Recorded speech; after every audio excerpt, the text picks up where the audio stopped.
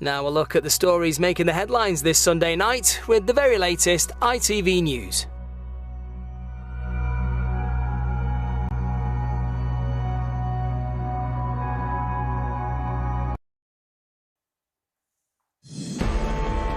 Situation critical. The Business Secretary admits soaring energy bills are damaging UK industry. Manufacturers warn that jobs are at risk if production lines are forced to shut down. But the Treasury denies talks over any support plan. I'm speaking to industry, as you've said, all the time. And high gas prices, they've quadrupled this year, are making an impact. Troubled Liberty Steel is to reopen 2 plants in Yorkshire. After 1,000 migrants crossed the Channel in just 2 days, France calls on the UK to hand over the cash it promised. And after that comeback, has the Gypsy King done enough to be titled a boxing great?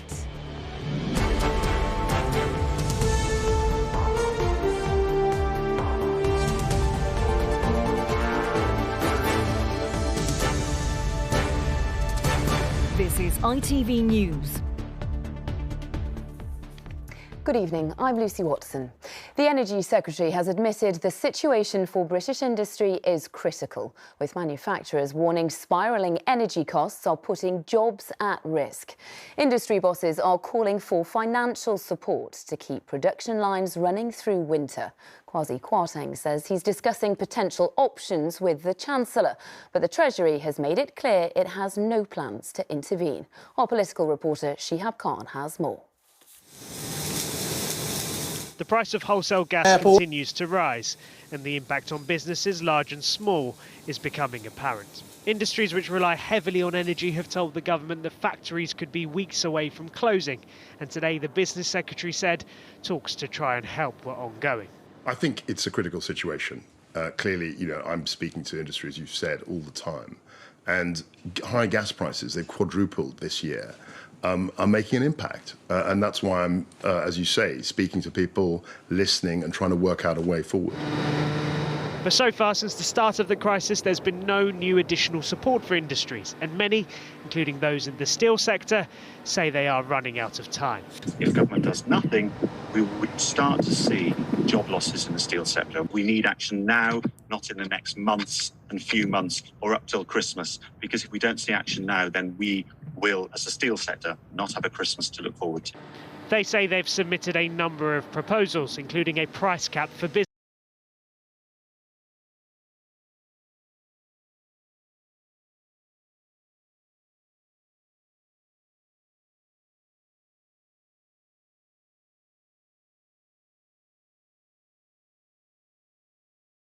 About the steel industry in my report, but you're right, this is good news. Money has come in from Liberty Steel's parent company. They're injecting £50 million in. It should secure those jobs that you speak about in those different plants. Now, Liberty Steel initially got into trouble when their main lender, their key lender, Greensill Capital, collapsed in March. If you remember, that financial services firm is the one that David Cameron worked for. There was a lot of talk about that at the time.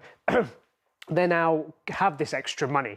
UK Steel, who you heard from in that report, have actually welcomed it. They say it's good news for the sector, but they also say this doesn't take away from the fact that there is an energy crisis, that we are still in that tricky situation with energy prices, and they are calling on the government to try and intervene to help.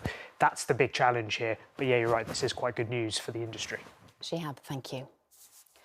Cooperation with the French border forces is working well, according to the Home Office. That's despite the fact more than 1,000 migrants made it across the Channel in the last 2 days.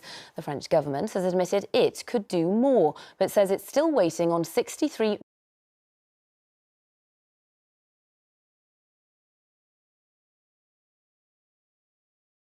Rebecca Barry reports.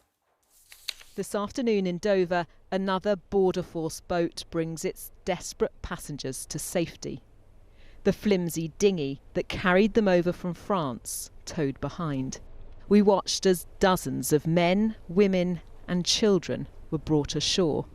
These people among more than 1,000 who've made the treacherous crossing in recent days, as the political row over how to end this crisis escalates. France has accused the UK of failing to send tens of millions of pounds promised to help stop migrants crossing the Channel, the money meant to help pay for police patrols on French beaches. Le gouvernement britannique n'a pas payé. There is not €1 that has been paid by the British government, the Interior Minister claims. Britons are people of honour, and I'm certain this is a slight accounting delay, and they will keep their promise. The response from the UK government today? Both sides are working well together, but no mention of that money. We've had 300 arrests, there have been 65 convictions, and we both accept that there are something like 13,500 crossings that have been prevented through our working together. In the last 2 days alone, more than 1,100 people have climbed into these small boats and made the deadly journey. After 10 days of bad weather, at least 40 boats managed to reach Britain on Friday and Saturday. It takes the total so far this year to a record 18,000 people. While politicians launch rhetoric back and forth over the Channel, every day people are making the real journey across this perilous stretch of water, putting their lives at risk and money in the hands of criminal gangs. The Home Office says new immigration laws will provide a long-term solution, with record numbers still willing to go through this. A solution can't come soon enough. Rebecca Barry, ITV News, Dover. A US Navy engineer and his wife have been charged with trying to sell nuclear secrets to someone who they thought was a foreign spy. They allegedly tried to sell a memory card containing plans for nuclear submarine reactors, hiding it in a peanut butter sandwich and leaving it at a location arranged with someone they thought represented a foreign power. In fact, it was an undercover FBI agent. Finally, Tyson Fury says he's proved he's the best boxer of the current heavyweight era after successfully defending his world title against Deontay Wilder. He got back up twice, battling it out to secure a knockout win in the 11th round. Chris Scudder reports on a match already considered an all-time classic. It's all over. He staked his claim to be the greatest heavyweight of his generation after a blockbuster fight that could have come straight out of the Hollywood Rocky movies. The script had everything. 5 knockdowns in a brutal struggle that swayed back and forth. But just like the first meeting in the classic trilogy of these two warriors, it looked as though Fury was about to lose. In the 4th round, he was floored twice by hammer blows from the big punching American. But once again, his Lazarus-like powers of recovery saved the day. I was never like thinking, oh, this is over. I was thinking, OK, good shot, but I will get you back in a minute. And I did. With devastating effect. In the 10th round, Wilder was also down for a second time. Then, in the 11th, the knockout punch. And this time, Wilder was down and out. I hit him solid with a crunching right hook right in the side of the temple.